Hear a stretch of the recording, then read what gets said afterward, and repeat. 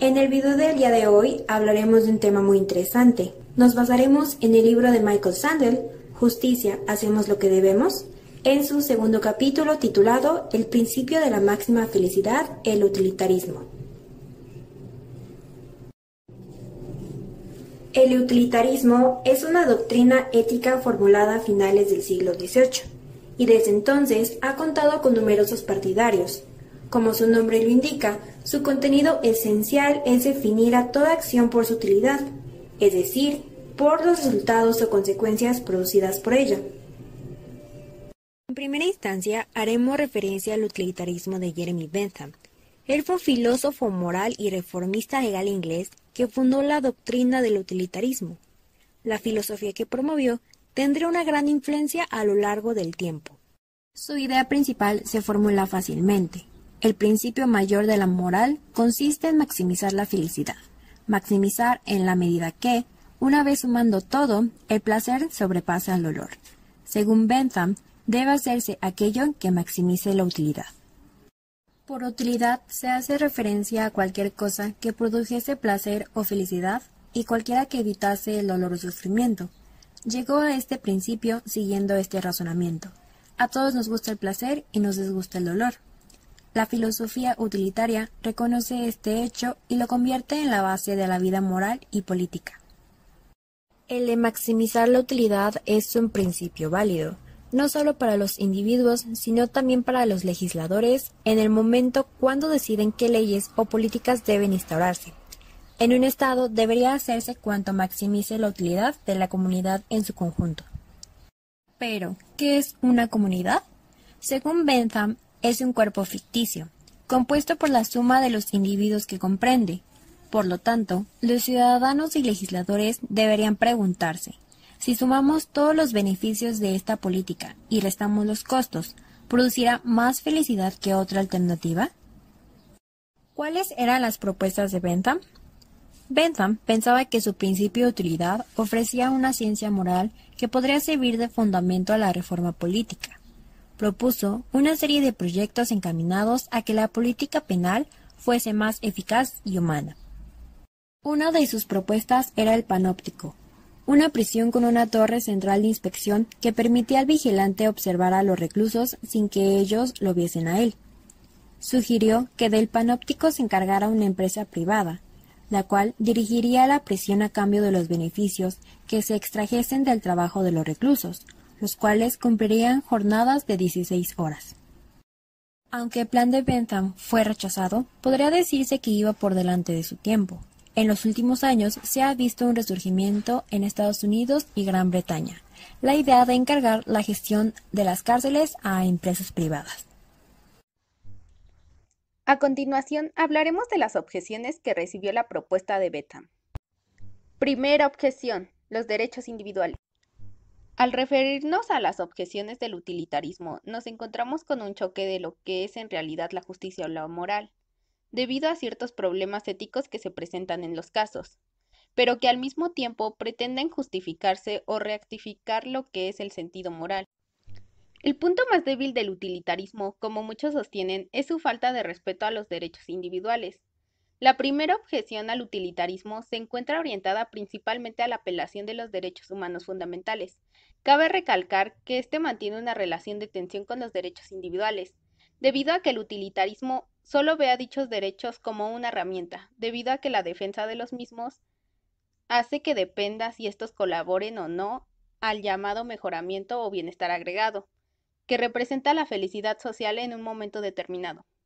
Pero viéndolos como algo innecesario, incluso si gracias a ellos puede llegar a existir aquello llamado ciudad feliz. Entendiéndose entonces que el principio de la mayor felicidad no le da la importancia suficiente a lo que es la dignidad humana y sus derechos individuales, y que se equivoca al tratar de reducir cualquier aspecto que mantenga una importancia moral a una sola escala de placer y dolor. Segunda objeción: una unidad común de valor. El utilitarismo dice ofrecer una ciencia de la moral basada en medir y agregar felicidad. Sopesa las preferencias sin juzgarlas, siendo así que las preferencias de todos cuentan por igual, pero para agregarlas deben medirse bajo la misma escala, El utilitarismo, tal y como lo anunció Bentham, ofrece tal unidad común del valor. La segunda objeción al utilitarismo duda de tal posibilidad. Según esta objeción, con una unidad común de valor no se captan todos los valores. Para explorarla, tenemos que pensar en cómo se aplica la lógica utilitaria en el análisis de los costos y beneficios. Una forma de tomar decisiones a la que recurren a menudo los gobiernos y las grandes empresas es el análisis de los costos y beneficios, el cual intenta aportar racionalidad y rigor cuando se deben tomar decisiones sociales complejas. Para ello se traducen todos los costos y beneficios a un valor monetario y entonces los compra. Un ejemplo de esta objeción es el caso de la empresa tabacalera Philip Morris. El gobierno checo, preocupado por los crecientes costes sanitarios provocados por el tabaquismo, pensó en subir los impuestos a los cigarros. Con la esperanza de librarse de los impuestos, Philip Morris realizó un análisis de los costes y beneficios del tabaco en los presupuestos del Estado. El estudio concluyó que el Estado contaba con más ingresos gracias al tabaquismo en comparación de lo que gastaban por él. La razón era de que el gasto médico de los fumadores es mucho mayor mientras viven, pero si mueren prematuramente le ahorran al Estado una suma considerable en atención sanitaria, pensiones y residencias de ancianos. El análisis de costes y beneficios resultó ser un desastre para las relaciones públicas de Philip Morris.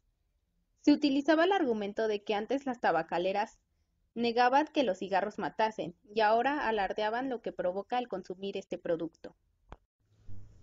Un grupo contrario al tabaquismo publicó un anuncio en los periódicos donde se veía el pie de un cadáver con una etiqueta atada que marcaba un precio de $1,227, la cantidad que se ahorraba el Estado checo con cada muerte relacionada con el tabaco.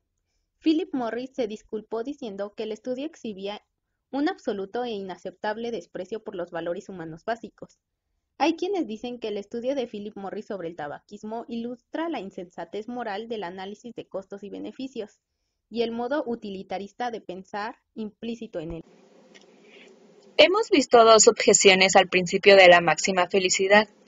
En primera instancia, que no da importancia suficiente a la dignidad humana y los derechos individuales, y que se equivoca en reducir cualquier aspecto que tenga importancia moral a una sola escala de placer y dolor.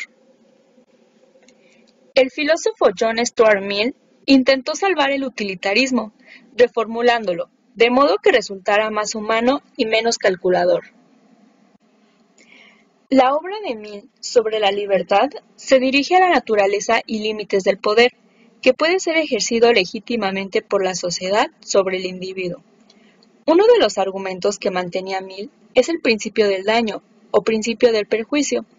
Este mantiene que cada individuo tiene el derecho a actuar de acuerdo a su propia voluntad, en tanto que tales acciones no perjudiquen o dañen a otro.